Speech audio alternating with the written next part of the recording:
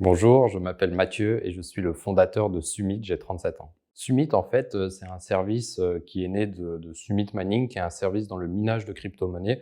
Donc, ce qu'il faut savoir, c'est que j'étais trader professionnel et investisseur immobilier et j'adorais le concept de revenu passif. Et je me suis posé la question de comment adopter cette approche de revenu passif dans la crypto-monnaie. Et c'est là que j'ai découvert le minage de crypto-monnaies.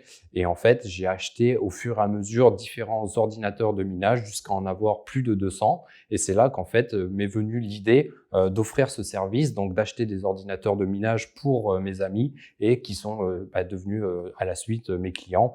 Et c'est là que le service Summit Mining est né et qui est devenu par la suite Summit au sens large avec une gamme et une palette de services pour différents types de clientèle.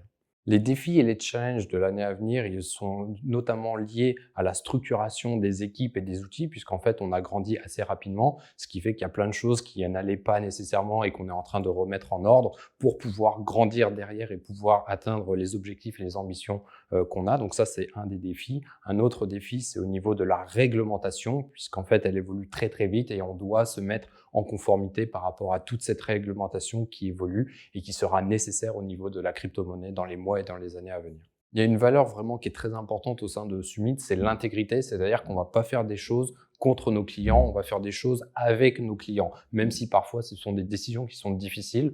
Un exemple concret, c'est ce qui s'est passé fin mai 2021 où on a décidé de suspendre les investissements au sein de Summit Mining et donc de clôturer momentanément le service. Pourquoi? Parce qu'en fait, on avait beaucoup de monde qui voulait rentrer, qui voulait acheter des machines de minage, sauf que celles-ci étaient hors de prix et plutôt que de laisser nos clients investir avec des machines qui coûtaient extrêmement cher, ce qui aurait pu nous enrichir nous au passage, on a joué justement l'intégrité en se disant on ferme le service, on va pas laisser nos clients rentrer à ce prix-là et on rouvrira le service quand les machines auront un prix qui sera retombé et un prix qu'on estimera raisonnable pour réouvrir le service.